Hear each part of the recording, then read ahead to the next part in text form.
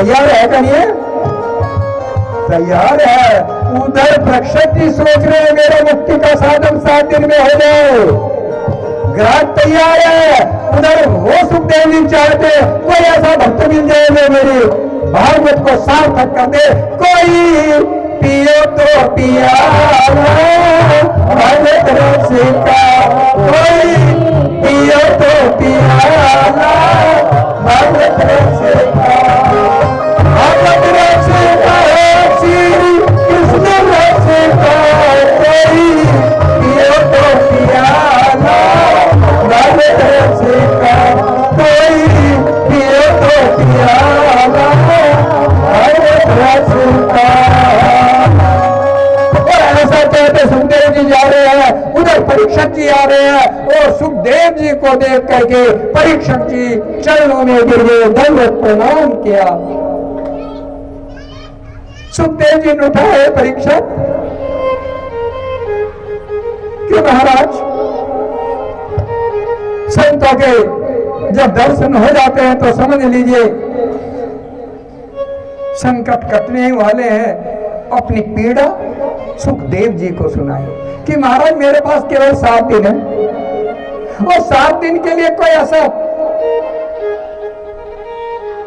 सत्कर्म मुझे बता दीजिए कि मैं शायद शरीर ही वैकुंठ को चला दूं। हम मांग करें तो लंबी करें ना, शायद शरीर। सुखदेव जी कहने लगे ग्राहक तो मिल गया और ग्राहक अच्छा मिला है ना, भागवत के लिए ग्राहक अच्छा मिला। क्योंकि अगर इसे कह दिया, जो नियम बता दिए, ये नियम क्या, ये तो 7 दिन भूखा प्यासा ही पड़ा रहेगा, क्योंकि इसका तो आयु ही 7 दिन की है। हमारी पता नहीं है परंतु उसे पता। और सुखदेव जी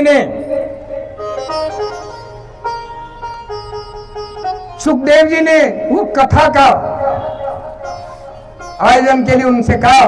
परीक्षित जी ने हाथ जोड़ करके घुटने टेक करके कहा कि महाराज, हे ऋषिराज, आप जैसा वक्ता, आप जैसा व्यासपीठ मिलना इस संसार में मुश्किल है।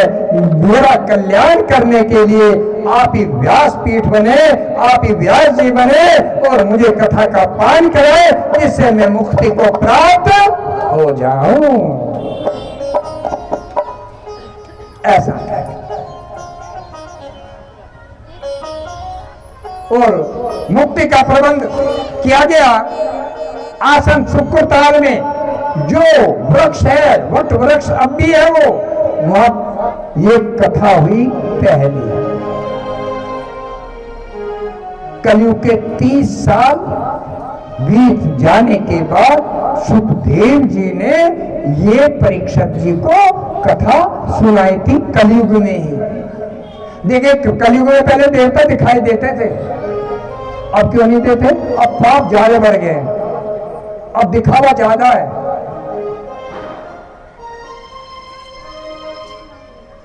ज्यादा दिखावा है, मैं तेरे से ज्यादा धनी, मैं तेरे से ज्यादा वक्ता।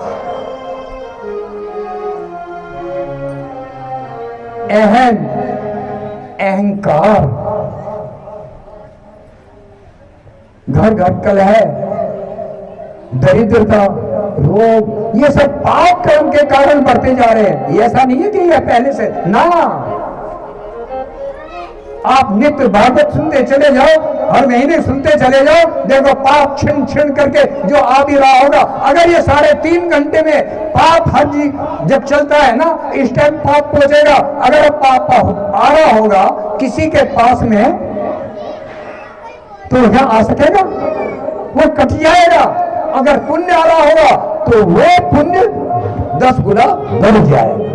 ये महिमा है भागवत का। अगर हम 24 घंटे सुनते रहे, पाप आएगा ही। जो आ भी रहा है वो कट जाएगा, आएगा तो सही, क्योंकि पूर्व जन्म में जो पाप किया। और ऐसा कह करके भागवत कथा रख दी गई और भागवत कथा का संदेश सब जगह पहुंचा दिया गया। देखिए भागवत कथा का ये प्रकट होने का है। भागवत कथा में संदेश घर घर पहुंचाना पड़ता है, और ये सेवा है भगवान की। ये नहीं है कि कोई अधिकार है। अपनी पुत्री के विवाह में, अपने पुत्र के विवाह में हम कार्ड देने दूर दूर तक जाते हैं। मैंने अमेरिका तक इस कथा का संदेश फोन से भी भेजा है और वैसे भी भेजा है। अमेरिका में एक मेरी रिलेटिव है, क्या अमेरिका से आ जाएगा? परंतु यह हमारा धर्म है, क्योंकि भगवान हम तो कुछ सुनवाना चाह रहे, तुम्हारी आओ मत आओ, यह हमारा धर्म है। हमने अपने धर्म को निभाया, आप अपने धर्म को निभाओ। और ऐसा कहकर मैं सबसे कहता हूं, अपने व्हाट्सएप पे डालिए 6 दिन की कथा सुन करके। जिन्होंने कोई मनोकामना अगर रख रखी हो, मैं अभी बता दूं, 2 बजे आना है, 5:30 बजे जाना है, कथा में पूजन में आना है, बैठना है, एक टाइम भोजन करना है, सत्य बोलना है, कले घर में नहीं करनी है, सोच विचार करके। और ये तो सभी के लिए भी है, परंतु जैसे इन्होंने विशेष सोच रखा, आप त्याग दीजिए, 7 दिन के लिए सन्यासी बन जाइए, भूल जाइए 7 दिन के लिए परिवार। काम तो आएंगे, भगवान एक तरफ काम रखेगा, ये निश्चित है, दुगना भी रख सकता है काम। चाहे आपको 1000 का काम हो, वहां 10,000 का रख देगा।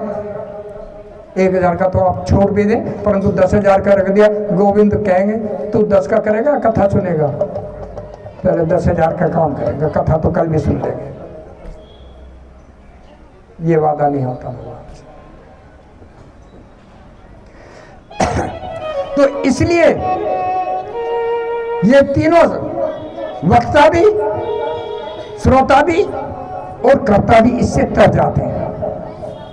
प्रथम 3 कथाओं में जो आज की यह कथा सुना रहे हैं, जब कलयुग के 30 साल बीत गए और भाद्र पक्ष की, शुक्ल पक्ष की नवमी तिथि को ये भागवत की कथा परीक्षित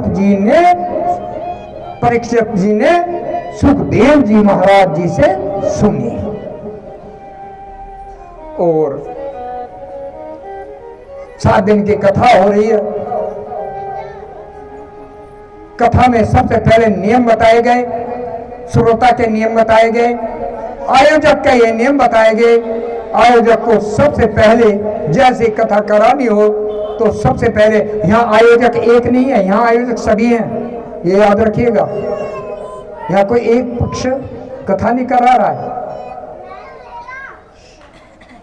यहाँ सभी कथा करा रहे हैं। यहाँ किसी के नाम से या किसी संस्था के नाम से कथा नहीं हो रही, कथा हो रही है आप लोगों के कहने से।